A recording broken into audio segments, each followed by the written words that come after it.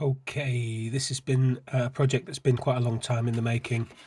Um, it's just an LED dimmer, but it senses the current over the MOSFET with that 15 ohm resistor, which I'm actually going to change down to 10 milliohms.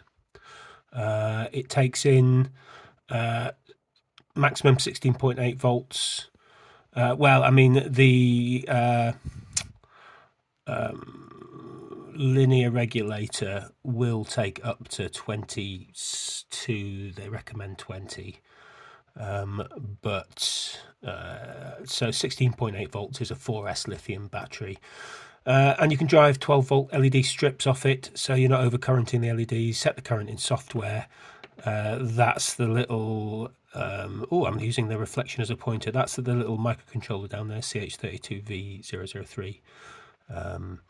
And there's an op amp that does the current sensing and also drives the gate of the MOSFET through R4. R6 is the pull down for the gate of the MOSFET. F2 fuse, F1 fuse, bit of filtering for the R1 and C1, a bit of filtering for the potentiometer, and programming header over on the right there, single wiring out programming header. And then this circuitry down here is for the gain, for the current sense, filter, and then gain for the current sense into the microcontroller. It all works really well. I've had about 1.5 amps through it.